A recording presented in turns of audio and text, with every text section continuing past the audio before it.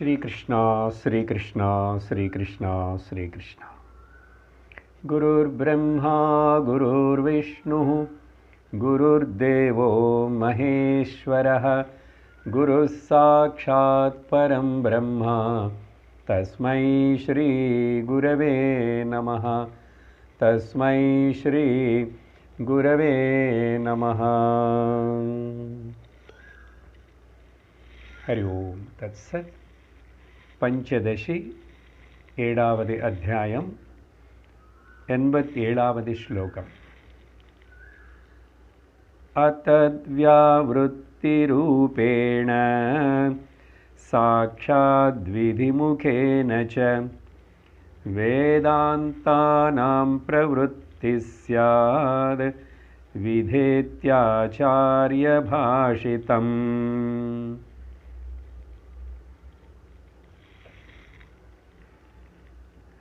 கடந்த வாரம் இந்த ஸ்லோகம் வரைக்கும் நம்ம அர்த்தத்தை பார்த்திருக்கோம். சுவாமி வித்யாரண்ய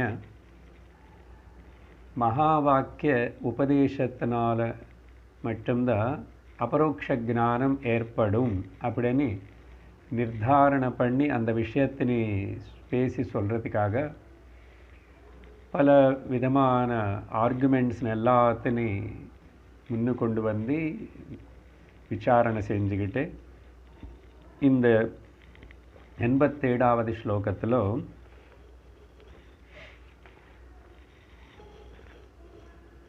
உபனிஷத்துகள் இந்த சத்தியத்தினை ரெண்டு விதமான பத்ததி உபயோகப்படுத்திட்டு தெரிவிக்கிறதுக்கு முயற்சி பண்ணும்.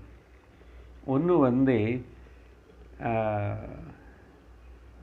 நிஷேதம் பண்ணுறது, இன்னொன்று வந்து அன்வயம் பண்ணுறது.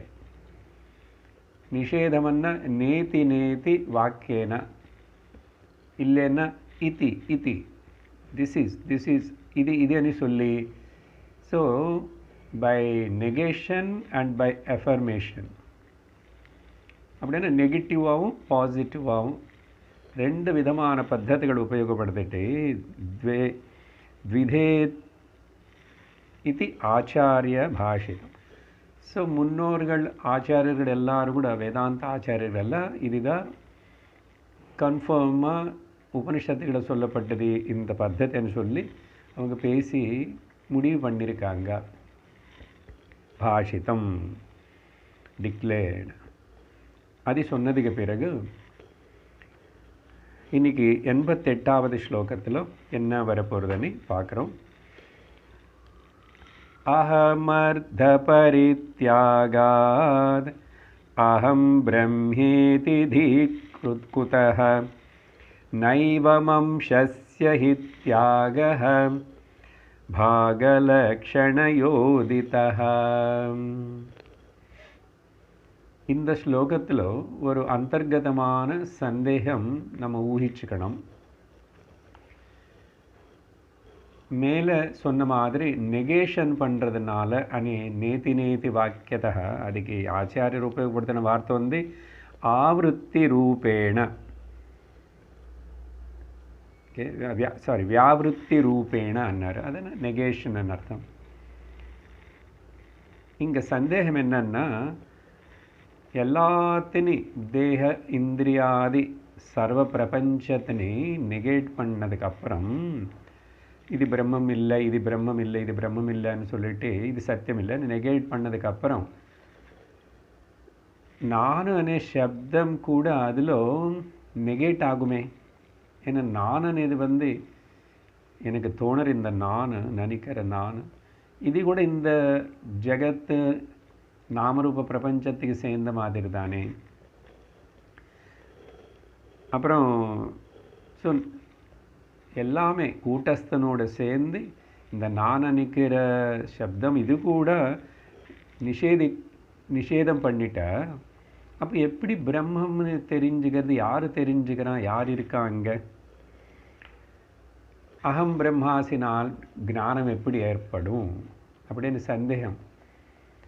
அப்படின்னு உனக்கு ஒரு வேளை சந்தேகமாக இருந்தால் அதுக்கு நான் பதில் சொல்கிறேன் அனி சொல்லி இந்த ஸ்லோகத்தில் நாங்கள் முன்னாடியே சொல்லியிருக்கோம். டிஸ்கஷன் பண்ணியிருக்கேன். விட்டி கொடுங்கோ, நிஷேதம் பண்ணுங்கோ, விடுங்கன்னு சொன்னால் எல்லாத்தையும் விடுதில்லை. அந்த மகா வாக்கியத்தில் త్వంపద వాచ్యార్థము, త్వంపద లక్ష్యార్థము, தத்பதத்தில் கூட அப்படியே வாச்சார்த்தமு லக்ஷார்த்தமு ரெண்டு இருக்குன்னு சொல்லி அதில் பாகத்தியாக லட்சணம் பண்ணணும்னு முன்னாடியே சொல்லியிருக்கோம். அதனால் அது பாதி தான் விட்டு கொடுக்கணும், பாதி வச்சுக்கணும். எந்த பாதி விட்டு கொடுக்கணும், எந்த பாதி வச்சுக்கணும்னு கூட சொல்லியிருக்கோம். உனக்கு திரும்பியும் இப்போது இந்த நெகேஷனே வார்த்தைன்னு நான் உபயோகப்படுத்துறதுனால உபனிஷத்துகள் அப்படி தான் சொல்கிறதுன்னும் போது எப்படி தான் நெகேட் பண்ணதுக்கப்புறம் எல்லாமே போயிடுமே, நானே போயிடுவானே, நானே இல்லாமல் ஆயிடுவேனே, அது எப்படி அப்புறம் அகம் பிரம்மாஸ்மின்னு சொல்கிறதுக்கு யார் இருப்பான் அப்படின்னு உனக்கு சந்தேகம் வேண்டாம், கேளு அப்படின்னு சொல்லிட்டு இந்த இடத்துல விவரிக்கிறார். పదంగుల అర్థం பார்க்குறதுக்கு మున్నాడి గమనింపం.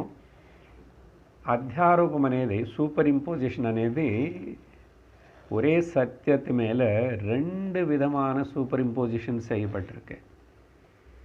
சரியா? அது த கண்டிஷனிங் சூப்பர் இம்போசிஷன் கண்டிஷனிங். ஒன்று அஜ்ஞானத்தினால சூப்பர் இம்போஸ் பண்ணப்பட்டது, கண்டிஷன் ஆனது. மாயனால் சூப்பர் இம்போசிஷன் ஆகி கண்டிஷன் ஆகப்பட்டது. இந்த அஜ்ஞானத்தினால கண்டிஷன் ஆனது யாருன்னா ஜீவ அப்படின்னு நம்ம நினச்சிக்கிறோமே, அந்த ஜீவ.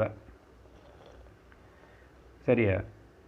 அப்புறம் மாயனால் கண்டிஷன் ஆனது யாருன்னா ஈஸ்வரா. அப்போ இந்த ரெண்டுத்துக்கு பல வித்தியாசங்கள் இருக்கு. என்னன்னா ஜீவ கண்ட்ரோல்டு அண்ட் ஈஸ்வரா கண்ட்ரோலர் ஆயிடுறாரு. அதே மாதிரி இந்த ஜீவ அல்பக்ஞனாக இருக்கான், கொஞ்சம் அறிவோடு தான் இருக்கிறான். ஆனால் ஈஸ்வரன் சர்வக்ஞனாக எல்லாம் தெரிஞ்சவனாக இருக்கிறான். அப்புறம் ஜீவன் அல்ப வியாபியாக இருக்கிறான், ஒரு இடத்துல மட்டும்தான் இருக்கிறான், ஒரு காலத்தில் ஒரு இடத்துல சின்னவனா. ஆனால் ஈஸ்வரன் சர்வ வியாபியாக இருக்கிறான். ஸோ இந்த வித்தியாசங்கள் இருக்க, இது ஞாபகம் வச்சுக்கணும். அதனால் இங்கே நெகேட் பண்ணுறது என்ன வச்சுக்கணும் అనేది சொல்லும்போது அகம் அர்த்த பரித்யாகாத். இந்த அகமனே வார்த்தையிலோ வென் ஃபுல்லாக நெகேட் பண்ணணும் அப்படின்னு பரித்தியாகம் பண்ணால் அகம் பிரம்ம இதி தீஹி குதஹ. அந்த கேள்வி இதில்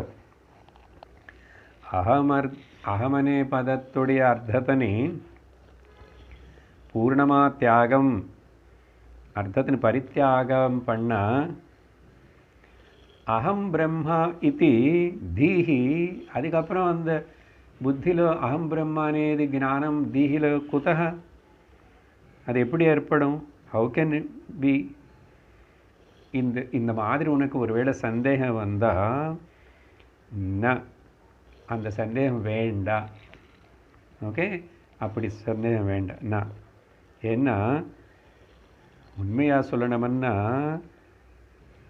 அம்சஸ்ய தியாகாக லக்ஷணையா உக்தி.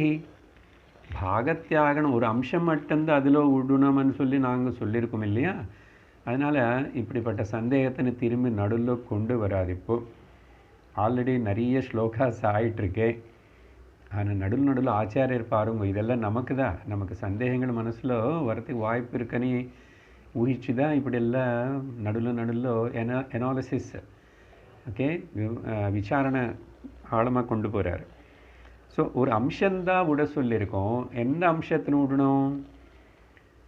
வாச்சார்த்தத்தின்னு விட்டுடணும், அனாத்மா அம்சத்தின்னு விட்டுடணும், ஆத்ம அம்சம் கூட்டஸ்த அம்சத்தினே வச்சுக்கணும். அப்படின்னு அர்த்தம் என்ன? இந்த மேலே இப்போ நான் கொஞ்சம் நேரத்துக்கு முன்னாடி சொன்னானே, ஈஸ்வரா அண்ட் ஜீவா ரெண்டுமே கூட சூப்பர் இம்போசிஷன் தான். ஒன்று மாயா லெவலில், ஒன்று வந்து அக்ஞானம் லெவலில்.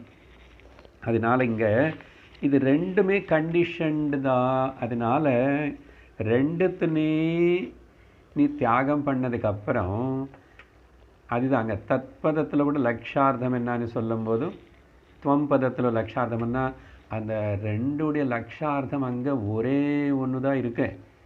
ஏன்னா ஒரே பிரம்ம சைத்தன்யந்தான் இங்கே ரெண்டாக பிரதிபலிக்கிறது. சமஷ்டிலோ ஈஸ்வரனா பிரதிபலிக்கிறது பிரதிபிம்பம், வெஷ்டிலோ வந்து ஜீவனா பிரதிபலிக்கிறது சிதாபாசமாக. அதனால் ரெண்டுமே கண்டிஷன்டு கான்ஷியஸ்னஸஸ் தான். அதனால் ரெண்டுத்தனே ரிஜெக்ட் பண்ணதுக்கப்புறம் என்ன இருக்கு? பிரம்மம் இருக்கு, சுத்த சைத்தன்யம் ஆறு பிம்ப சைத்தன்யம் இருக்கு. அதனால் அது மட்டும் நம்ம மனசில் வச்சுக்கணும்.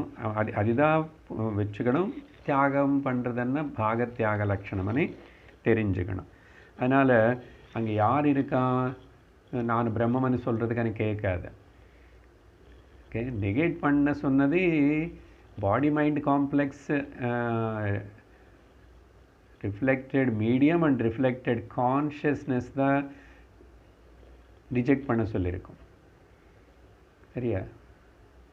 ஒரிஜினல் கான்ஷியஸ்னஸ்னு அது நீ అని புரிஞ்சுக்கணும், அதுதான் பிடிச்சிக்கணும், அதுதான் வச்சுக்கணும்.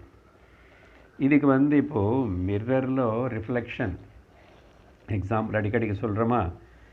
இங்கே மிரரில் வந்து ரிஃப்ளெக்ஷனும், இப்போ இது மிரரில் இருக்கிறது பிரதிபிம்பந்தான், அது சத்தியம் இல்லை. பிம்பமான நானும் என்னுடைய முகம் நான் இருந்தால் தான் மிரரில் கண்ணாடியில் பிரதிபிம்பம் ஏற்படுறதுன்னு தெரிஞ்சுக்கணும். இப்போ பிரதிபிம்பம் சத்தியம் இல்லைன்னு தெரிஞ்சுக்கிறதுக்கு, பிரதிபிம்பம் போயின்னு தெரியறதுக்கு என்னதான் பண்ணணும்? கண்ணாடின்னு உடைக்கணுமா? ஏதாவது பண்ணணுமா? இல்லைன்னா அங்கேருந்து ஓடி தூரமாக போகணுமா? ஏன்னா தூரமாக போனால் கண்ணாடியோட பிரயோஜனம் எனக்கு கிடைக்காது. கண்ணாடியோட பிரயோஜனம் என்னுடைய முகத்தின்னு நான் பார்த்துக்கிறதுக்கு. அதே மாதிரி தான் இந்த சரீரம் மனசனே இந்த கண்ணாடியில் நான் பிரம்மமனு சொல்லுறதுக்கு ஒரு வாய்ப்பு இருக்கே. நான் சொல்லலைன்னாலும் நான் பிரம்மந்தான். ஆனால் அது व्यक्तப்படுத்திட்டு அந்த ஞானத்தின் இப்போ என்ன இன்னொரு பக்கம் அஜ்ஞானத்தினால துக்கம் இருக்குல்ல, அந்த துக்கம் போகணுமன்னா நான் பிரம்மம்னு தெரிஞ்சுக்கணும். ஏன்னா துக்கம் எல்லாம் வந்து ரிஃப்ளெக்ஷனுக்கு தான், போயானதுக்கு தான். ஆனால் அது இவ்வளவு படாத பாடுபடுத்துறதே, சம்சாரத்தின் உருவாக்குறதே பெரிய பிரச்சனை இருக்குல்ல நமக்கு எல்லாருக்கு. அதனால தான் இந்த கண்ணாடின்னு சொல்லப்படுற மனசு சரீரத்தினை உபயோகப்படுத்திக்கிட்டு மீடியம்னு, ஓகே, பொதுவாக பக்கெட்டில் வாட்டர்ன்னு சொல்லுவோம். அங்கே தானே ரிஃப்ளெக்ஷன் ஏற்படும். அது ரிஃப்ளெக்ஷனு, அது பிரதிபிம்பம் அது ஜஸ்ட் ரிஃப்ளெக்ஷன் தெரிஞ்சுக்கிட்டு you just neglect it, don't care for it. அதனால் ஏன்னா நீ அது டிஸ்ட்ராய் பண்ண முடியாது. முதல் விஷயம், டிஸ்ட்ராய் பண்ண வேண்டிய அவசியம் இல்லை. அதுக்கு நீ பிரயத்தனம் பண்ணாலும் பண்ண முடியாது. இப்படி இருக்கும்போது ரிஃப்ளெக்ஷன் ஏற்றுக்கோ, அவ்வளவுதான். இப்போ இந்த வேலை எங்கே நடக்கும்?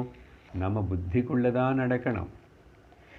இது வந்து ஒரு காரியம் கர்ம செஞ்சு அடைய வேண்டிய விஷயம் இல்லை. இது நம்ம ஸ்வ விஷயமாக இருக்கிறதுனால புத்தியில் இப்படிப்பட்ட ஒரு தெளிவு ஏற்பட்டால் போதும். தெளிவு ஏற்படணும், அவ்வளோதான். அதுதானே அடிக்கடிக்கு சுவாமிஜி கொடுப்பார் எக்ஸாம்பிள். அந்த கண்ணாடிக்கு முன்னாடி ஒரு குருவி வந்து தன்னுடைய பிரதிபிம்பத்தினை பார்த்து ரிஃப்ளெக்ஷனை அதுக்கு அஜ்ஞானத்தினால தெரிஞ்சுக்காதனால அது குத்திட்டே இருக்கும். எத்தனோ வாட்டி போகும் வரும், திரும்பி அந்த ரிஃப்ளெக்ஷனை பார்க்கும் போதெல்லாம் குத்தும். நாம எக்ஸாக்ட்லி அப்படி தான் கண்ணாடி பார்க்கும்போது இது பண்ணுறதில்ல. ஆனால் வாழ்க்கையில் இப்படி தான் துக்கப்படுறோம், கஷ்டப்படுறோம். எது எல்லாத்தையும் ரிஃப்ளெக்ஷனுக்கு வச்சுக்கிட்டு தான். ஒரிஜினலான என்னுடைய ஸ்வரூபம் பிரம்மம்னு தெரியாதனால தான் இந்த ரிஃப்ளெக்ஷனுக்கு முக்கியத்துவம் கொடுக்குறோம், ஒரிஜினல்னு விடுறோம். ரிஃப்ளெக்ஷன் வந்து இல்லவே இல்லை, அது போய் ஆனால் காணப்படும் போது அது அப்படி தான் சொல்லிட்டு ஒத்துக்கிட்டால் போதும் இல்லையா? இது எங்கே நடக்கணும்? ஒத்துக்கிறது అనేది புத்தியில் அறிவில் ஏற்படணும். சரியா? ஸோ இந்த பாயிண்ட்ஸ் மனசில் வச்சுக்கிட்டு இப்போ என்ன சொல்கிறார் அடுத்த வரியில்,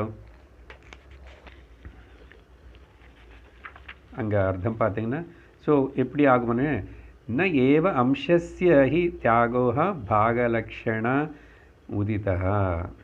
இந்த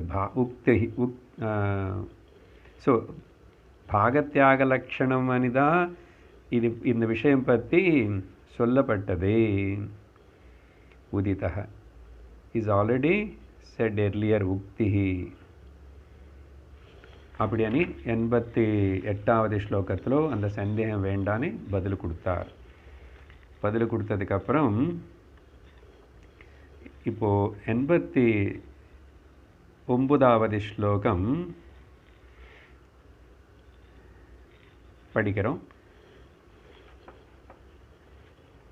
இந்த 89 அந்தఃகரண சந்த்யாகாத் அவசிஷ்டே சிதாத்மனி அஹம் பிரம்மேதி வாக்கியேன பிரம்மத்வம் சாட்சிணிக்ஷதே.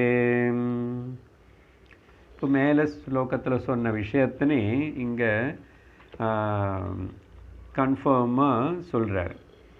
இந்த அகம் சப்தத்தில் இருக்கிற ஜடாம்சம், ஜட அம்சத்தினு மட்டும்தான் அந்த ரிஃப்ளெக்டட் ஓகே பிரதிபிம்பம் ஜடம் அது இல்லாதது ஆனால் காணப்படுறது அதுன்னு நெகேட் பண்ண சொல்லி தானே சொல்லியிருக்கோம். அந்த விஷயத்தினை திரும்பி இங்கே இன்னொரு வாட்டி விவரித்து சொல்கிறார் அது எப்படி பண்ணுறதுன்னு. அகம் శబ్దలో ఏది జడ అంశం, ఏది రిఫ్లెక్టెడ్ కాన్షియస్నెస్, అంతఃకరణ సంత్యాగాత్. అంతఃకరణத்துலன்னு புத்தியில் ஏற்பட்ட அந்த ரிஃப்ளெக்ஷன் இது ரிஃப்ளெக்ஷன் தான் இன்னர் இன்ஸ்ட்ருமெண்ட். அந்தಃகரணம்னா நமக்கு சரீரத்தினை உபயோகப்படுத்துகிற ஒரு அந்தಃகரணம், இன்னர் இன்ஸ்ட்ருமெண்ட் அனுபவம். மனோபுத்தி சித்த அகங்காரம்னு சொல்லுவோம் பொதுவாக, 4 சேர்ந்து. அது அவிசிஷ்டே சிதாத்மனே. அப்படின்னா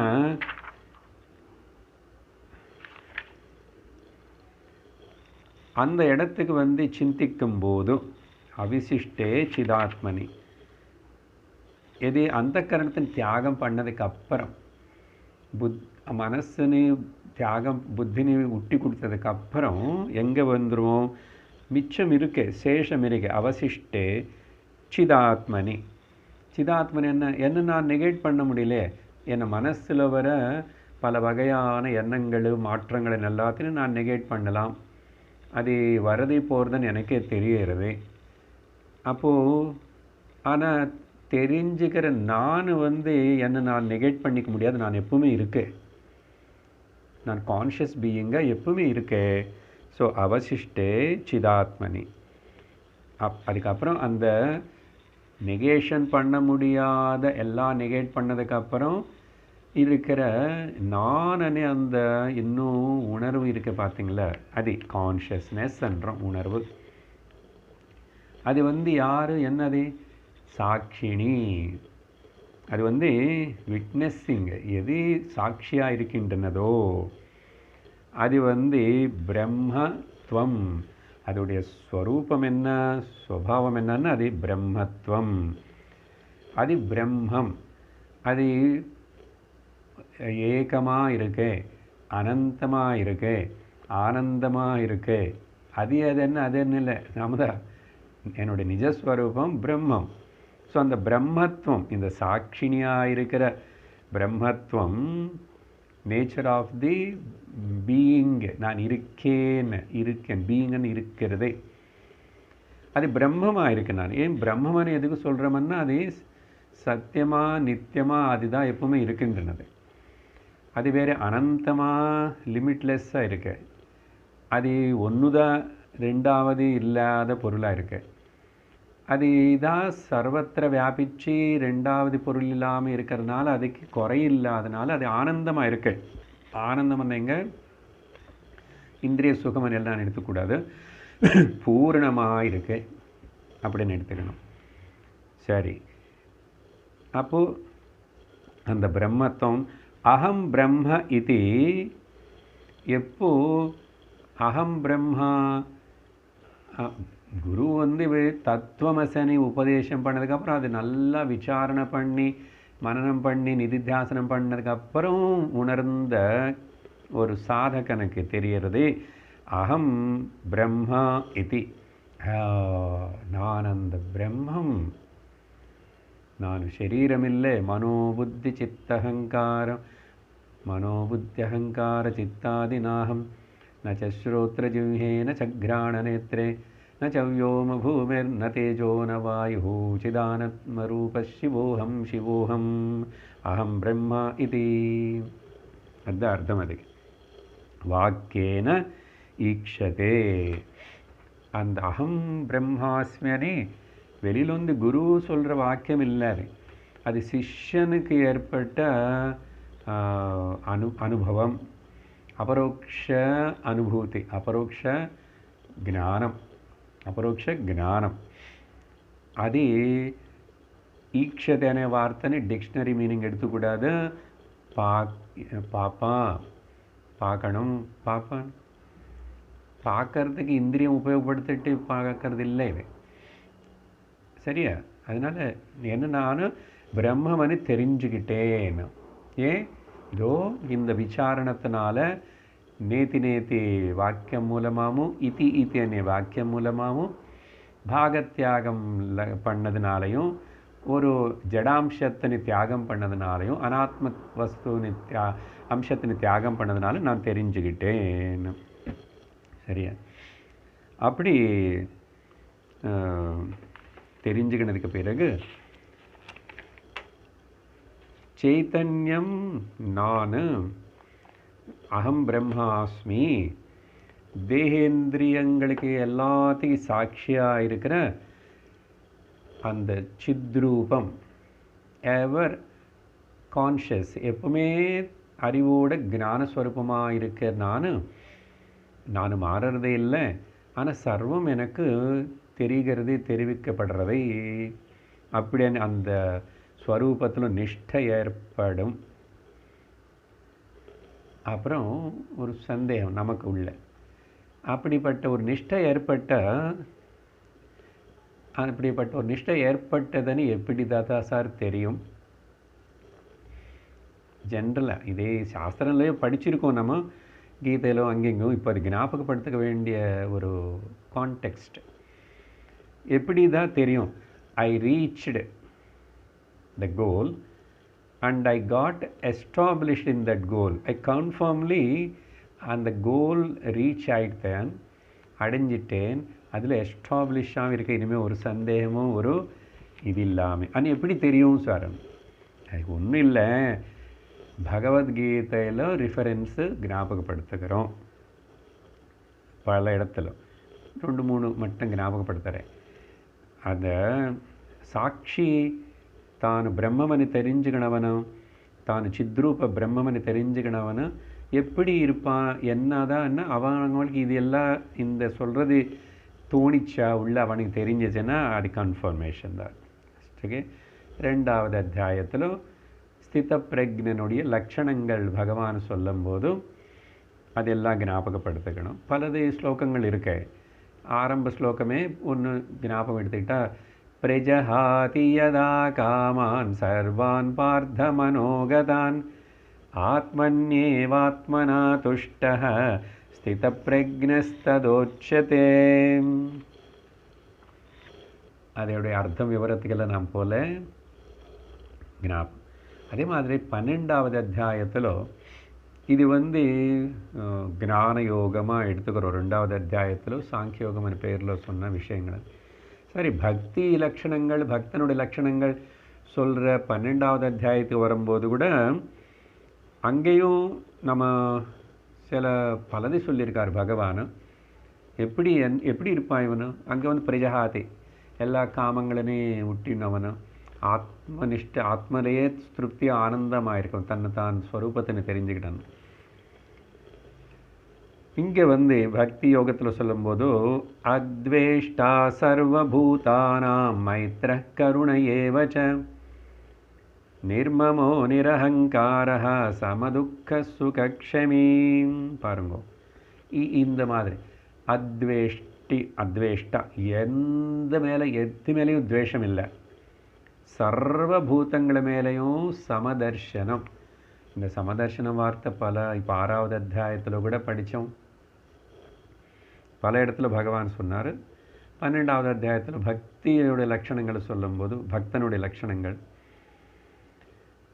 அப்போது மைத்திரியோட, ஸ்னேகபாவத்தோட, கருணாபாவத்தோட இருந்து, ஆனால் அப்புறம் எதினையும் துவேஷிக்கலை, எதினையும் நேசிக்கலைன்னா நிர்மமஹ அகங்காரஹ, நானும் அகங்காரமும் இல்லை, என்ன சமஷ்டி ஈஸ்வரன் தான் இருக்கான். ஈஸ்வரனு கூட பிரம்ம சைத்தன்யத்துடைய பிரதிபிம்பம் தான். அது சம்திங் ஈஸ்வரனியத்தில் நடக்கிறது. இந்த நானு கிளைம் பண்ணிக்கிட்டு தேவனில்லை, அது సమష్టి అభివ్యక్తంలో దా இந்த వ్యక్తి అనేది இங்கு காணப்படுறது தவிர எல்லாம் காமன்லி இட்ஸ் மேனிஃபெஸ்டட், எக்ஸ்பிரஸ் பண்ணுறது, அவ்வளோதான். அதனால் கருணையை வச்ச அகங்கார நிர்மம, அப்புறம் சமதுக்க சுகக்ஷமி, அதுதான் ரொம்ப முக்கியம். இது பல இடத்துல துவந்த்வாதீதோ விமத்சரஹ மாத்ரா ஸ்பர்ஷாஸ்து கௌந்தேய, பல இடத்துல பல வாட்டி பகவான் வந்து ஸ்பர்ஷான் கிருத்வா பகிர்பாஹ்யான் சக்ஷுச்சைவாந்தரே புருவோம், இது எங்கே 6வது அத்தியாயத்தில். எந்த பாஹ்ய விஷயங்களோட தொடர்பு விவகாரம் நடந்துட்டு இருந்தால் கூட உலக மக்கள் விஷயங்கள், சரீரம், புலங்கள், மனசு, இப்படி என்ன அப்ஸ் அண்ட் டவுன்ஸ் வந்துட்டு இருந்தால் கூட அதை பற்றி சமமாக சுகத்தினி துக்கத்தினி சமமாக எடுத்துக்கிட்டு தாங்கிக்கூடிய பொறுத்துக்கக்கூடிய சக்தி இருந்துச்சுன்னு, இதெல்லாம் எதுக்கு சொல்கிறோம்? பிரம்மனிஷ்டை ஏற்பட்டுச்சு, நான் பிரம்மனை தெரிஞ்சுக்கணும் அவனுக்கு. சரி, 3வது இன்னொன்று கூட பகவான் சொல்கிறாரு, ஜஸ்ட் சாம்பிளுக்கு தான் இது எல்லாமே. 13வது அத்தியாயத்தில் அங்கே வந்து க்ஷேத்திரஜ்ன விபாக யோகம் 13வது அத்தியாயம். அதில் பல ஸ்லோகங்கள் எல்லாம் இருக்கு. அங்கே திரே மாதிரி அமானித்வம் அதம்பித்வம் அசிம்சா சாந்தி ராஜ்யவம் எல்லாம் இந்த மைண்டுடைய குவாலிட்டி. ஓகே, ஞானம் ஏற்பட்டுச்சுன்னா அந்த ஞானம் மனசுல தான், புத்தியில தான் ஏற்பட்டுச்சு. அதனால் அந்த மனசுக்கு இருக்கிற குவாலிட்டி எப்படி இருக்குமோன்னா இந்த மாதிரி எல்லாம் சொல்கிறார். இல்லை, அந்த அத்தியாயத்தில் கடைசியில் சொல்லும் போது அத்தியாத்ம ஞான நித்தியத்துவம், இந்த அத்தியாத்மவன்னா அதிஷ்டானமாக, மூலமாக, பாரமார்த்திகமாக, சத்தியமாக இருக்கிற ஆத்மா பிரம்மம் தான் அனு சொல்லிட்டு அந்த அத்தியாத்ம ஞானம். ஓகே, எல்லாத்துக்கும் அதிஷ்டானமாக இருக்கிற அந்த வஸ்து என்ன అనేది அந்த ஞான நித்தியத்துவம். அந்த நித்தியமாக இருக்கிற வஸ்து மேலே நித்தியத்துவ ஞானம் அப்படின்னா ஞானம் நிஷ்டை ஏற்பட அசையாத ஞானம். அப்புறம் தத்துவ ஞானார்த்த தர்சனம் அப்படின்னு அந்த அத்தியாயத்தில் பகவான் அங்கே கம்ப்ளீட் பண்ணுறாரு. ஸோ இந்த மாதிரி பல விஷயங்களை நமக்கு ஞாபகம் வச்சுக்கிட்டு தான் நமக்கு ஏதாவது இதில் இந்த ஞானம் வந்து கொஞ்சம் அது ஒரு டேஸ்ட் தெரியறதா ஏற்பட்டுச்சா, அகம் பிரம்மாஸ்மி அப்படின்னு. சரி, இப்படி சொன்னதுக்கு பிறகு இப்போது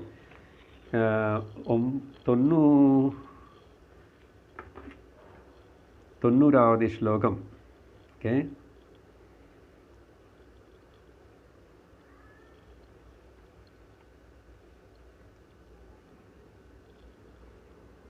படிக்க வேண்டியிருக்கு. ஆனால் 91வது ஸ்லோகம் படிக்க போகிறோம். ஏன் అనేది நான் சொல்கிறேன்.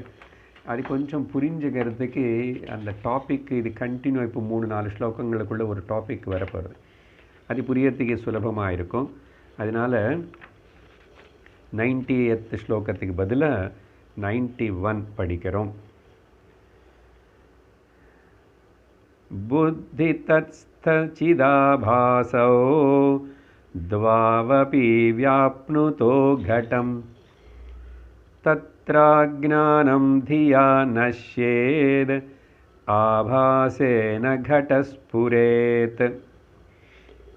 இங்கேருந்து ஒரு டெக்னிக்கல் டாப்பிக்கு சில வார்த்தைகள் இங்கே ஸ்பெஷலாக உபயோகப்படுத்தப்பட்டிருக்கு. என்னதான் அப்படி అనేది நான் முதல்ல கொஞ்சம் சொல்லிவிட்டு ஸ்லோகம் சுலபமாக புரியும். முதல்ல வந்து எதெல்லாம் அனாத்மா, ஜடம், அப்புறம் திருஷ்யமாக இருக்கிறதோ, திரஷ்டக்கு ஒரு திருஷ்யமாக இருக்கின்றனதோ, அதெல்லாமே தெரியப்படுறது, புலன்களினால் தெரியப்படுறது. விஷயங்கள் லோகத்தில் பலது. அது ஆனால் அந்த விஷயங்களுடைய ரூபத்தினை தெரிஞ்சுக்கிறது திருஷ்டி. கண்ணு ஒன்று தான். கண்ணு ஒன்றுன்னா திருஷ்டி ஒன்று. ஆனால் தெரிஞ்சுக்கிற ரூபங்கள் பலது இருக்கு. அதே மாதிரி காதுனால் தெரிஞ்சுக்கப்படுற சப்தங்கள் பலது இருக்கு. ஆனால் தெரிஞ்சுக்கிற சப்த அந்த இந்திரியம் ஒன்று தான். ஸோ இப்படி 5 விஷயங்கள், 5 இந்திரியங்கள் தான் நம்ம இருக்க ஞானேந்திரியங்கள். ஸோ 5 மூலமாக அதில் பல வகையாக தெரிஞ்சுக்கிறது. ஆனால் கண்ணு என்ன தெரிஞ்சுக்குமோ அதுதான் தெரிஞ்சுக்கும். அப்புறம் காது என்ன தெரிஞ்சுக்குமோ அதுதான் தெரிஞ்சுக்கும். ஒன்றுக்கு உள்ள இன்டர்ஃபியரன்ஸ் கிடையாது. அவன் கண்ணு காது உடைய பரிதிக்குள்ளே போகாது. அதே மாதிரி மூக்கு வந்து கண்ணுடைய பரிதிக்குள்ள எல்லைக்குள்ளே வராது. இது சொல்கிறதுக்கு முன்னாடி ஒரு பாயிண்ட் சொல்கிறேன். பிரமாணம். இப்போ இந்த விஷயங்கள் எல்லாம் எனக்கு ஒரு வஸ்து தெரியறதுன்னா அதோடைய ரூபம், கலர், கண்ணு பிரமாணம். ஸோ பிரமாணம் అనేది ஒன்று இருக்கிறதுனால இன்ஸ்ட்ருமெண்ட்டு எனக்கு அதோடைய ஞானம் ஏற்படுறது. ஜாக்கிரதை கேட்கணும். இந்த பாயிண்ட்ஸில் கண்டினியூட்டி கனெக்ஷன் இருக்கு.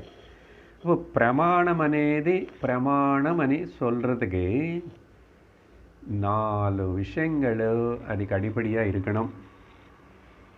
இது வந்து சாஸ்திரத்தில் வேறு இடத்துல விவரிக்கப்பட்டிருக்கு. நம்ம இந்த மாதிரி வார்த்தைகள் வச்சு விவரிக்கலை, வேறு விதமாக பார்த்துருப்போம். பிரமாணத்தினு பிரமாணமனி ஒத்துக்கிறதுக்கு செய்கிறதுக்கு அதுக்கு 4 குவாலிட்டிஸ் இருக்கணும். முதல்து என்னன்னு சொன்னால் அதிகதம். அதிகதம்னா அனதிகதம். அதிகதம்னா கண்ணு வந்து எக்ஸாம்பிளோட கண்ணு இப்போது இந்த கிளிப்பு காட்டின உடனே இது கிளிப்புன்னு தெரிஞ்சுக்கிச்சு. சரியா? அதிகதம்னா gaining the knowledge and learning about it. இது பற்றி தெரிஞ்சுக்கிச்சு கண்ணு. ஆனால் அனதிகதம்னா அந்த பிரமாணம் வந்து இப்போ இந்த கண்ணு சொல்லி இது கிளிப்பு தான், மஞ்சள் கலர் கிளிப்பு அப்படின்னு சொன்னதுக்கு பிறகு காது வந்து இன்னொன்று வந்து இது வேறு எது விதமாக எந்த பிரமாணத்தினாலையும் இந்த ரூபம் வர்ணத்தின்னு தெரிஞ்சுக்க முடியாது. அனதிகதம். இது தாண்டி யாரும் போக முடியாது. கண்ணு தான் அதுக்கு தெரிஞ்சுக்கணும். புரியுறதா? முதல் பாயிண்ட் அனதிகத. அப்புறம் அபாதித. அபாதித்தன்னா இப்போ எனக்கு கண்ணுனால் ஏற்பட்ட இந்த அறிவு இது மஞ்சள் கலர் கிளிப்பனி, ஓகே, இல்லைன்னா இது கொடமணி. அபாதித்தம். இது வந்து காது வந்து இல்லை நீ சொல்கிறது தப்பு అని சொல்லிட்டு யார் வந்து காதோ மூக்கோ யார் வந்து நெகேட் பண்ண முடியாது. ஆனால் கண்ணு பார்த்து தெரிஞ்சுக்கிச்சு. கண்ணுக்குள்ள கோளாறு இருந்துச்சுன்னா கலர் எல்லாம் வேறு மாதிரி தெரியலாம். இன்னொருத்தன் கண்ணு கொஞ்சம் நல்லா இருக்கிறவனை வந்து இல்லைப்பா அது வந்து அந்த கலரில் உங்கள் கண்ணுக்கு அப்படி தெரியறதானே அவனு கண்ணுனால தான் பார்த்து சொல்லலாம். ஏன்னா இந்த கண்ணில் குறை இருக்கிறதுனால அது வேறு விஷயம். பட் நம்ம இப்போ பேசுகிறது வந்து காது வந்துட்டு கண்ணுக்கிட்ட இல்லை இது பாட் இல்லை அப்படின்னு நெகேட் பண்ணுமா? அபாதிதம், அன்னெகேட்டபிள் அப்படி இருக்கணும். அனதிகதமாக இருக்கணும்னா வேறு எதுவுமே அதுக்கு பிரமாணம் உபயோகப்படுத்த முடியாது. வேறு யாரும் சொல்லி இது தப்பனி நிரூபிக்க முடியாது. அப்புறம் அசந்திக்தம் அப்படின்னா அதுக்கப்புறம் சந்தேகமே இல்லாத ஒரு அறிவு ஏற்படணும். அசந்திக்தம், டவுட்ஃபுல்லாக இருக்கு அப்படின்னு சொல்ல முடியாது, கன்ஃபார்ம் பண்ணிக்கணும். இப்போ தூரமாக ஏதோ பார்த்தான்னா அது கண்ணுக்கு அவ்வளோ தூரத்தில் இருக்கிற விஷயத்தின்னு அது கவனிக்க தெரிஞ்சுக்க முடியாது. அதனால் கொஞ்சம் சந்திக்தம் இருக்கலாம். அப்போ கூட சந்திக்தமாக இருக்குன்னு சொல்லிட்டு காது சரி நான் போயிட்டு பார்த்துட்டு வரேன், மூக்கு போய் நான் பார்த்துட்டு தெரிஞ்சு அப்படி ஏதாவது பண்ண முடியுமா? பண்ண முடியாது. கண்ணு தான் அந்த சந்தேகத்தினை தீர்த்துக்கணும். அதனால் அசந்திக்தம். இது எக்ஸாம்பிளுக்கு இந்த கண்ணு மூக்குன்னு சொல்கிறது. அப்புறம் 4வது விஷயம் அர்த்தபோதகம், கடைசியில் பிரயோஜனம். இப்போ கண்ணு பிரமாணமாக வச்சுக்கிட்டு பார்த்ததுனால எனக்கு இது குடம், அது கன்ஃபார்மாக தெரிஞ்சது. இது யாரும் நெகேட் பண்ண முடியாது இந்த ஞானத்தினே. அப்படி இது தெரிஞ்சுக்கிறதுக்கு இதோடைய ரூபம் சைஸ் எல்லாம் சொல்கிறதுக்கு நான் தான் லாய்க்கு. அனதிகதம், அபாதிதம், அப்புறம் அசந்திக்தம், அர்த்தபோதகம். அர்த்தபோதகம்னா பிரயோஜனம். எஸ், நாலேஜ், பார்ட் நாலேஜ் ஏற்பட்டுச்சு. சரி, இந்த பாயிண்ட்ஸு ஒரு பக்கம் இருக்கட்டும். இது பிரமாணத்துக்கு இருக்க வேண்டிய லட்சணங்களை பற்றி சொல்லியிருக்கேன். இப்போது இங்கே வேறு விஷயம், அசல் விஷயம் என்னன்னா இங்கே வர ஸ்லோகங்கள் 90 and 91 உபயோகப்படுத்துகிற வார்த்தைகள். எப்பெல்லாம் நான் ஒரு வஸ்துன்னு பார்க்குறானோ, இந்த கட்டத்தின்னு பார்க்குறானோ, நான் கட்டமே காட்டுறேன்னு ஆச்சாரியர் இங்கே அதுக்கப்புறம் 92 அங்கெல்லாம் கட்டம் தான் எக்ஸாம்பிள் சொல்ல போகிறாரு. ஏதோ ஒரு வஸ்துவை எடுத்துக்கோங்க. இப்போ இது பார்த்த உடனே ஓகே, நானே இது காட்டாமல் கூட பாட் அப்படின்னு சொன்ன உடனே உங்களுக்கு ஆல்ரெடி அந்த பாட்டுடைய ஞானம் இது முன்னாடி பார்த்து அந்த வேர்டு உடைய அர்த்தம் உங்களுக்கு தெரிஞ்சிருக்கிறதுனால உடனே அந்த மைண்டில் அந்த பாட் అనేది ஒரு விருத்தி ஏற்படும். சரி, நான் காட்டினதுக்கப்புறம் கூட ஒரு மைண்டில் விருத்தி ஏற்படும். விருத்தின்னு சொன்னால் the mind immediately comes and envelops, covers the entire. இப்போ இது காட்டின நேராக காட்டின பாட்டுன்னா சின்ன பாட்டா பெரிய பாட்டானே சந்தேகம் வரலாம். ஆனால் இங்கே இப்போ காட்டுறதுனால ஓ இது குல்ஃபி சாப்பிட்டு வச்ச பாட்டு மாதிரி இருக்குது, குட்டியாக நல்ல ஏதோ டிஃப்ரெண்ட் டிசைனு. சரி, இது காட்டுறதுக்கப்புறம் ஏற்பட்ட அந்த ஃபர்ஸ்ட்டு ஒரு மைண்டு போய் டக்குன்னு அப்படி கண்ணு பார்த்துச்சு, ஆனால் ரிகக்னைஸ் பண்ணது மைண்டு தானே. சரியா? கண்ணு தெரிவிச்சது மனசு மனசில் ஒரு விருத்தி, விருத்தி என்ன தாட், அந்த தாட் ஏற்படி இந்த பாட்டு மொத்தம் என்வலப் பண்ணிச்சு.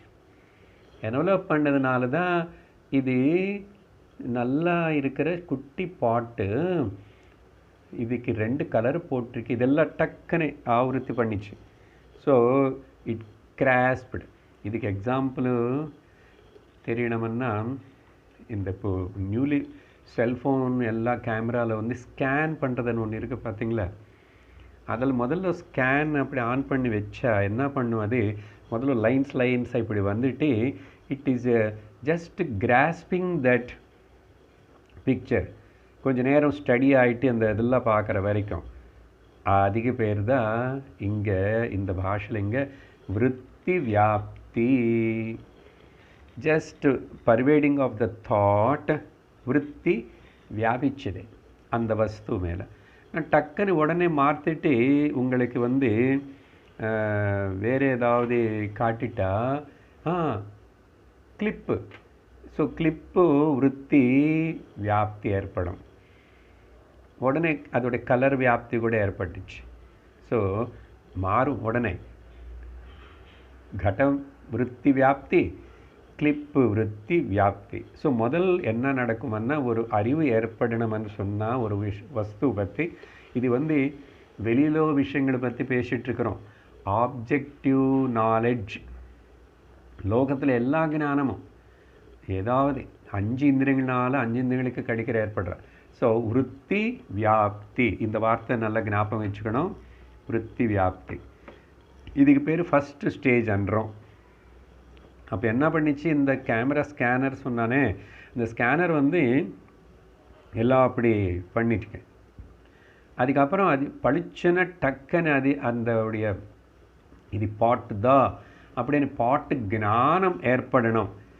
ஆனால் இது ரெண்டுத்துக்கு அந்த பார்க்கறது, பார்த்ததுக்கப்புறம் விருத்தி வியாப்தி ஏற்படுறது, விருத்தி வியாப்தி ஏற்பட்டதுக்கப்புறம் பல வியாப்தி, ரெண்டாவது வார்த்தை. பல வியாப்தின்னா yes it is the pot, red colour brick colour pot, pink colour clip அப்படின்னு சொல்லிட்டு அந்த ஞானம் நிர்திஷ்டமாயிடுது பாருங்கோ. பல வியாப்தி எப்படின்னா, மனசில் முதல்ல அந்த விருத்தி ஏற்பட்டதுக்கப்புறம் அதுக்கு பின்னாடி லைட் ஆஃப் கான்ஷியஸ்னஸ் வந்து அந்த அந்த விருத்தி வியாப்தினி ஃபோக்கஸ் பண்ணி பளிச்சனை பண்ணி பல வியாப்தி ஏற்பட்டது. I know this is the pot. ஆனால் இதுக்கு ரெண்டுத்துக்கு நடுவில் கேப் இல்லை. அது எவ்வளோ வேகமாக நடக்கும் అనేది நமக்கு கண்டுபிடிக்கிறது கஷ்டம். நான் செல்ஃபோன் கேமரா எக்ஸாம்பிள் சொன்னேன். இப்போ அந்த ஸ்கேனர் அப்படி ஆனதுக்கப்புறம் நான் ஓகேன்னு சொல்லிட்டா அது டக்குன்னு ஃபோட்டோ எடுத்துக்கிட்டு அப்புறம் கொஞ்சம் பிரைட்னஸும் பண்ணிவிட்டு கன்ஃபார்ம் பண்ணுறது இல்லையா, பண்ணுறதா. அதனால் அது பல வியாப்தி. ஸோ ஒரு வஸ்து விஷயத்துடைய ஞானம் ஏற்படணும்னா 2 விஷயங்கள் நடக்கணும். ஒன்று வந்து மனசு முதல்ல போய் அது வந்து ஆவரிச்சுக்கணும், கவர் பண்ணணும், விருத்தி வியாப்தி. கூடவே பின்னாடி கான்ஷியஸ்னஸ் అనేది அங்கே லைட் இருக்கு. மனசே சிதாபாசந்தான். மனசே சிதாபாசம்னா பாரோடு கான்ஷியஸ்னஸ் தான். அது இதில் விருத்தியில் விருத்தி ஏற்படுது. அந்த அது கன்ஃபார்ம் பண்ணுற நாலெட்ஜ் అనేది வந்து எப்பவுமே கன்ஃபார்ம் பண்ணுறது வந்து ஒரு லைட் ஆஃப் ரியல் கான்ஷியஸ்னஸ் பின்னாடி அது பல வியாப்தி ஏற்படும். சரியா? இது 2 எல்லாத்துக்கும் ஆப்ஜெக்டிவ் நாலெட்ஜில் இது வேலை பண்ணும். எதுக்கு இது பேசுகிறான் இப்போது, எதுக்கு சொல்கிறாருன்னா, பிரம்ம ஜானம் అనేది எப்படி ஏற்படும் అనేది சொல்கிறதுக்கு முன்னாடி is introducing this 2 words of the விருத்தி வியாப்தி பல வியாப்தி. இது ஜென்ரலாக லோகத்தில் தைனந்தன வாழ்க்கையில் என்ன நடக்கிறது అనేది 91வது ஸ்லோகத்தில் ஆப்ஜெக்டிவ் வர்ல்ட்லி நாலெட்ஜில் 5 புலங்கள்னால் கிரகிக்கப்படுற ஞானத்தில் இந்த ரெண்டுமே ஏற்படும். விருத்தி வியாப்தி அண்ட் பல வியாப்தி. விருத்தி வியாப்தி பல வியாப்தின்னா இப்போ புரிஞ்சிச்சே இல்லையா? டவுட் இல்லையே, புரிஞ்சிச்சு. அதுக்கப்புறம் இங்கே ஸ்லோகத்தில் பாருங்கள். இப்போது புத்தி தஸ்த சிதாபாசோ, அந்த புத்தி என்ன இங்கே தாட்னு அர்த்தம் எடுத்துக்கணும். விருத்தி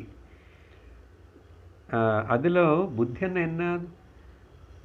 என்ன ரிஃப்ளெக்டட் கான்ஷியஸ்னஸ் தான். ஸோ புத்தி தத்ஸ்த சிதாபாசோ ரெண்டுமே. துவௌ அபி ரெண்டு அங்கே இருந்தாதான் அந்த சிதாபாசம்னா முதல்ல தாட் అనేది ஏற்படணும், விருத்தி అనేది ஏற்படணும். விருத்தி అనేది என்ன, அப்படியே போய் ஆவரிக்கிறது, கவர் பண்ணுறது. Both okay. துவௌ அபி கடம் வியாப்னுதः. காட்டிச்சல கட்டம். இந்த கட்டம் தெரியணும்னா விருத்தி வியாப்தி ஏற்படணும் முதல்ல, அதுக்கப்புறம் பல வியாப்தியும் ஏற்படும். ரெண்டுமே ஏற்படுறது வியாப்னுதः. ஆனால் இங்கே என்ன நடந்துச்சு, தத்திர அதுக்கப்புறம் ஓகே தியான்னா இந்த பைத முதல் வந்து என்ன ஏற்படுச்சுன்னா, இது ரெண்டு எப்படி ஒர்க் பண்ணுறது, ரெண்டுமே இன்வால்வ்டு என்னார். இந்த கட்ட ஞானம் ஏற்படுறதுக்கு கட்ட விருத்தி ஏற்படணும், கட்ட ஞானம் ஏற்படணும் அப்படின்னு சொல்லி, அதனால் அதுக்கப்புறம் தியா by this thought of the முதல் விருத்தி வியாப்தி ஏற்பட்டதுனால ஓகே, இந்த அப்புறம் பல வியாப்தி ஏற்பட்டதுனால புத்திலோ இதுக்கு முன்னாடி இருக்கிற கடத்துடைய அக்ஞானம், கடம் అనేది இதுக்கு முன்னாடி தெரியல, இப்போ தெரிஞ்சது.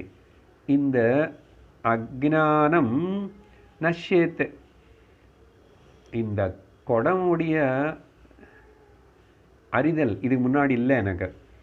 ஆனால் இப்போது விற்பி வியாப்தி ஏற்பட்டுட்டு உடனே பல வியாப்தி எடுத்து பண்ணதுக்கப்புறம் என்ன ஆயிடுச்சு, கட அக்ஞானம் போயிடுது, நஷ்யேத். ஓகே, எப்படி போயிடுச்சு?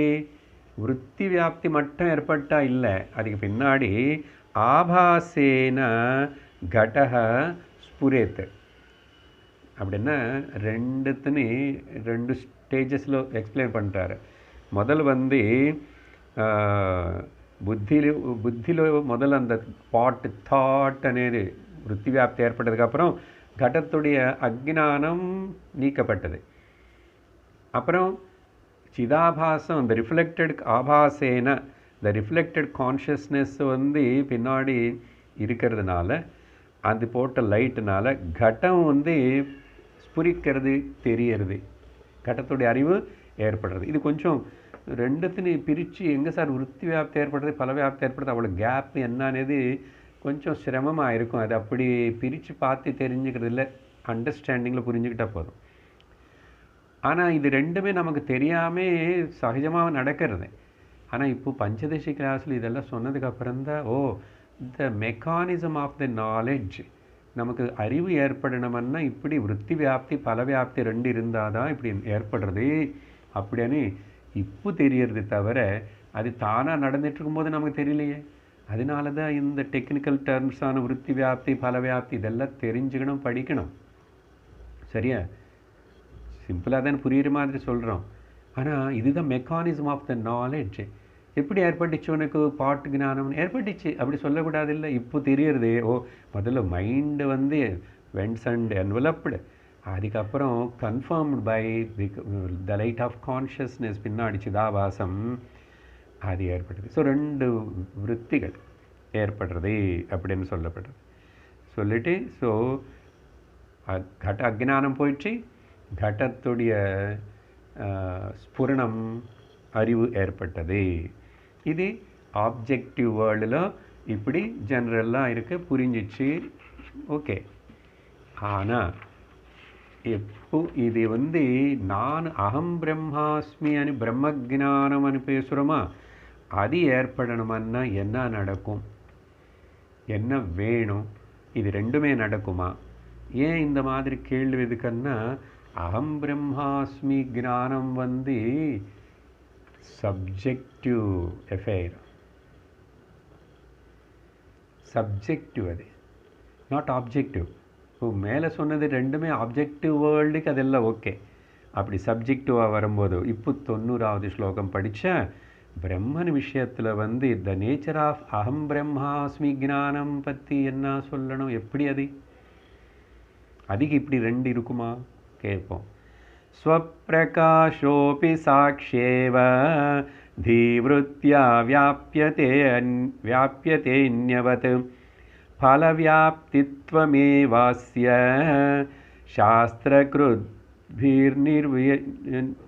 சாஸ்திரக்ருத்பிர்நிவாரிதம். என்னன்னா முதல்ல விஷயம் டக்குன்னு சொல்லி முடிச்சுடு. அப்போ பிரம்மஜானம் அகம் பிரம்மாஸ்மி అనేది என்ன, அது எப்படி எங்கே ஏற்படுறது? முன்னாடி சொல்லிட்டோம் எல்லாம் நெகேட் பண்ண என்ன ஆகும் அப்படி இப்படின்னு. எல்லாம் நெகேட் பண்ணாமல் ஒரு அம்சம் வச்சுருக்கேன். ஆனால் இந்த அகம் பிரம்மாஸ்மி ஞானம் வந்து எங்கே ஏற்படும், யாருக்கு ஏற்படும்? இப்போது கிளிப்பு ஞானம் வந்து கிளிப்பு விருத்தி அண்ட் கிளிப்பு ஞானம். கிளிப்பு விருத்தி ஏற்பட்ட கிளிப்பு ஞானம் ஏற்பட்டுச்சு, பாட்டு விருத்தி ஏற்பட்ட அதுக்கப்புறம் பாட்டு ஞானம் ஏற்பட்டுச்சு. இப்படி அகம் பிரம்மாஸ்மி விருத்தி ஏற்பட்டால் நல்ல ஜாகிரதை கேட்கணும். அகம் பிரம்மாஸ்மி விருத்தி ஞானம் ஏற்பட்டால், அகம் விருத்தி வியாப்தி ஏற்பட்டால் அகம் பிரம்மாஸ்மி ஞானம் அங்கே ஏற்படும். அப்படி தானே? బికాజ్ ఆఫ్ ది పాట్ వృత్తి వ్యాప్తి பாட்டு ஞானம் பல வியாப்தி ஏற்பட்டுச்சு. அதே மாதிரி அகம் பிரம்மாஸ்மி விற்பி ஏற்படணும் புத்திக்குள்ள மனசில். அதுக்கப்புறம் அகம் பிரம்மாஸ்மி அనే ஞானம் அதுக்கு பல வியாப்தி தேவையில்லை. அதுதான் விஷயம் இங்கே. அதனால தான் நான் முதல்ல அந்த ஸ்லோகம் சொன்னேன். ரெண்டுமே வர்த்திக்கிற அப்ளிகலாக இருக்கிறது பாஹ்யமான ஆப்ஜெக்டிவ் விஷயம் பற்றி வேர்ல்டு பற்றி சொன்னோம். இப்போ சப்ஜெக்டிவாக வரும்போது இங்கே பாருங்கள், இப்போது தீவிருத்தியா அந்த புத்தியில் மனசில் ஏற்படுற இன்டலெக்ட், அந்த இன்டலெக்டுடைய தாட்னால விற்பி வியாப்தி சாட்சி த விட்னஸர்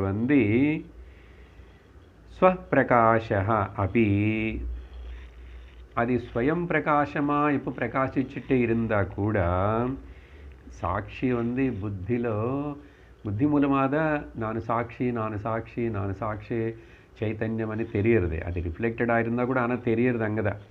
ஸ்வப்பிரகாஷ அப்படி அது ஸ்வயம் பிரகாசமாக இருந்தால் கூட என்ன சொல்கிறார், அந்நியவத்துன்னா இதோ முன்னாடி இப்போ 91 ஸ்லோகம் நான் முன்னாடி கொண்டு வந்தது அதுக்கு தான். அந்நியவத்துன்னா அந்த ஆப்ஜெக்டிவ் வேர்ல்டில் ஏற்படுற நார்மல் ஞானத்துக்கு ஏற்படுற விற்பி ஞானம் ஓகே இங்கேயும் அந்நியவத்து அதே மாதிரி வியாபியதே. அங்கே எப்படி விற்பி ஞானம் ஏற்படுறதோ அதே மாதிரி தான் இங்கே விற்பி ஞானம் ஏற்படும். அஸ்யன்னு இந்த விஷயத்தில் பலவியாப்தத்வம் ஏவ ஓகே பலவியாப்தத்வம் ஏவ அஸ்ய ஆஃப் திஸ் பியூர் செல்ஃப் அந்த பலம் நான் பிரம்மம் అనేది பலவியாப்தி ஏற்படணுமான்னா அது அங்கே தேவையில்லை. சரியா? பை தட் அப்படின்னு யார் சொன்னாங்க? பலவியாப்தத்வம் ஏவ அந்த விற்பி வியாப்தியே தான் பலவியாப்தி. அங்கே திரும்பி பலவியாப்தி అనేది செப்பரேட்டாக ஏற்படணும் அவசியம் இல்லை. காரணம் சொல்லுவார் அப்புறம் இப்படி అని சொல்லி சாஸ்திர கிருத்பிகி டீச்சர்ஸ் ஆஃப் த பாஸ்ட் ஆச்சாரியர்கள் எல்லாரும் சாஸ்திரத்தினை நல்ல விஸ்லேஷனம் பண்ணி விசாரணை பண்ணவங்களை நிவாரித்தம். அவங்க நிவாரித்தம்னா பலவியாப்தி அங்கே அவசியமில்லை, பலவியாப்தி ஏற்படாது. விற்பி வியாப்தி மட்டும் நார்மலாக ஆப்ஜெக்டிவ் விஷயம்ல எப்படி பேசியிருக்குமோ 91வது ஸ்லோகத்தில் அதே மாதிரி விற்பி வியாப்தி ஏற்படும். இந்த சப்ஜெக்டிவ் என்கொயரியில் பிரம்மனனி நானனி சொல்லும்போது பலவியாப்தி அவசியமில்லை. இங்கே தான் ஒரு பெரிய மேஜர் ஆப்ஸ்டிக்கல் மாதிரி சாதகனுக்கு. ஏன்னா இந்த இங்கே ஜாகிரதையாக அனலைஸ் பண்ணி புரிஞ்சிக்க வேண்டிய விஷயம். சரியா? ஸோ இப்படி எல்லாம் சொல்லி இதுக்கு ஒரு உதாரணம் சொல்கிறேன். அப்போது ஏன் அப்படி అనేది தெரியும். கேண்டில் இருந்தால் அங்கே டார்க்னஸ் இருக்காது இல்லையா? கேண்டில் இருக்கிற இடத்துல இருட்டில் டார்க்னஸ் போகும். ஆனால் இந்த கேண்டில் மத்தியானம் 12 மணி நேரத்தில் சூரியனுக்கு முன்னாடி கொண்டு வந்தால் இந்த கேண்டில் வெளிச்சம் அசல் ஏதாவது ரெகக்னைசபிளாக இருக்குமா? ஏதாவது தேவைப்படுமாங்க? சரியா? இருக்காது. ஏன்னா అసలు இந்த விற்பி வியாப்தி ஏற்படுறதுக்கு அது சிதாபாசனில் ஒரு சின்ன இந்த கேண்டில் மாதிரி தான். ஆனால் அது எப்போ ஒரிஜினல் கான்ஷியஸ்னால் பிரைட்டாக அது கவனிச்சிருதோ அது தெரியும்போது இதுக்கு என்ன இருக்கு பல வியாப்தி இந்த ஆட்டோமேட்டிக்காக ஏற்படுறது. அதனால உதாரணத்துக்கு உபதேச சாரத்தில் இந்த மைண்டு பற்றி பகவான் சொல்லும் போதும் இந்த தாட்ஸ் அங்கே பேசினது 2 விதம். இப்போ இந்த விற்பி வியாப்தி பல வியாப்தி பற்றின்னு சொல்லும்போது இப்படி கூட புரிஞ்சுக்கலாம். இதம் விற்பி, இதம் this this pot, clip, this idam vritti. Okay, உபதேச சாரத்தில் சொல்லியிருக்கார். சாஸ்திரம்னு சொன்னதா இதம் விருத்தி ஃபார்ம் ஆகிறது பாருங்கோ. ஓ, திஸ் இஸ் இதம் சுற்றி இருக்கிறது ஏதாவது, இதுக்கு பேர் தான் விருத்தி வியாப்தி. ஆனால் அது கன்ஃபார்மாக அக்செப்ட் பண்ணுறதுக்கு பேர் வந்து அந்த knowledge by another light, another தாட்னு சொல்லலாம், இல்லைன்னா another thought. So one thought is இதம் தாட். ஆனால் அகம் தாட் அங்கே இருந்தால் தான் இதம் தாட். ஸோ அகம் இங்கே சொல்கிற அகம் வந்து சுத்த அகம். அகம் தாட் வந்து பல வியாப்தி. ஏன்னா அதுதான் எல்லாத்தையும் தெரிஞ்சுக்கிறதே. ஸோ விருத்தி வியாப்தி இஸ் இதம் தாட், பல வியாப்தி இஸ் கால்டு அகம் தாட். அதனால தான் அங்கே ரமணர் வந்து அகம், the thought the mind and thought are not different. அதனால தான் ஒன் தாட் ஆஃப் தி ஐன்னு சுற்றி அநேக தாட்ஸ் வருமன்றார். அநேக தாட்ஸ். ஓகே, அதனால அந்த விதமாகவும் புரிஞ்சுக்கலாம். அப்புறம் அப்போ இப்போ என்ன ஆயிடுச்சு, கேண்டில் எக்ஸாம்பிள் சொல்லிட்டோம். இதுக்கு பொதுவாக சொல்கிற another எக்ஸாம்பிள் வந்து அந்த உப்புனால் செய்யப்பட்ட பொம்மை வந்து எப்போ போய் சமுத்திரத்தில் ஆழம் தெரிஞ்சுக்கணும்னு சொல்லிட்டு ஜலத்தில் இறங்கிச்சு, என்ன ஆகும், அது இல்லாமல் ஆகிடும். அதே மாதிரி தான் இங்கே பல வியாப்தி ஏன் தேவையில்லைன்னா, அசలు விருத்தி வியாப்தி ஏற்படுறதுக்கு கூட காரணமாக இருக்கிற கான்ஷியஸ்னஸ் வந்து அது வந்து லைட்டு. அந்த சிதாபாசம்னா கூட அது பிரதிபிம்பத்துடைய பிரதிபிம்பம் தானே. அதுக்கப்புறம் பல வியாப்தி என்ன ஏற்படணும், பிம்பம் அங்கே எப்பவுமே இருக்குது அங்கே. அதனால தான் இந்த ஆப்ஜெக்டிவ் நாலேஜ் லோக ஞானத்துக்கும் ஸ்வரூப ஞானத்தில் இந்த வித்தியாசம் இருக்குது. இந்த விஷயத்தில் மட்டும்தான் பல வியாப்தி இங்கே ஏற்படாது அப்படின்னு சொல்லிட்டு, இது சாட்சியேவ பிரம்மன, அப்புறம் சதேவ சித், knowing itself is being ஆகிறது. அதனால் அங்கே பல வியாப்தி అనేది செப்பரேட்டாக இல்லை அப்படின்னு சொல்கிறாரு. இதுதான் சாஸ்திரத்தில் சொல்லப்பட்டது అని. அடுத்தது 92வது ஸ்லோகத்தில்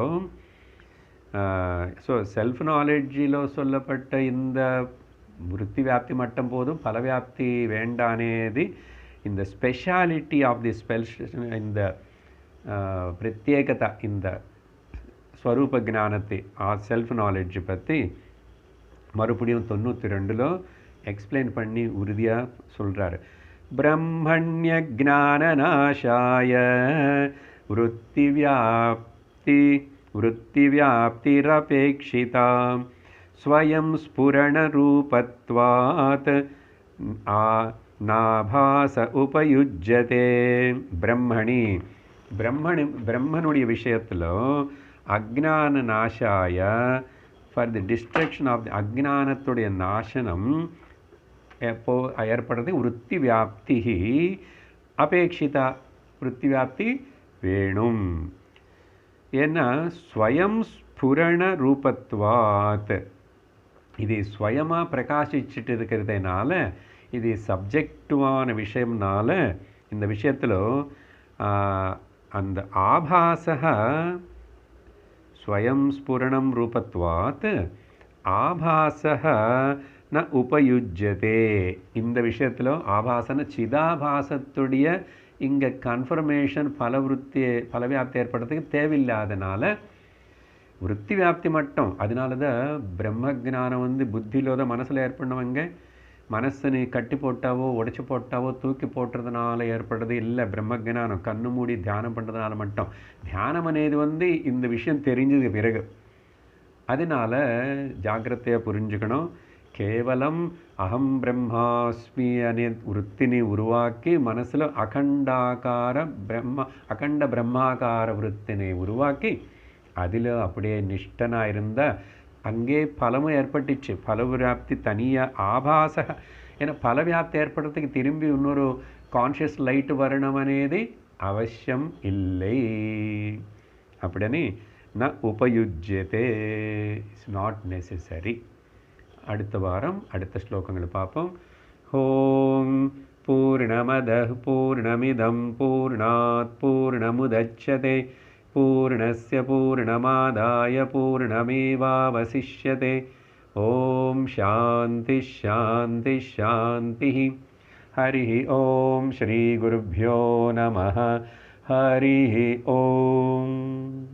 ஹரி ஓம் தத்சத்.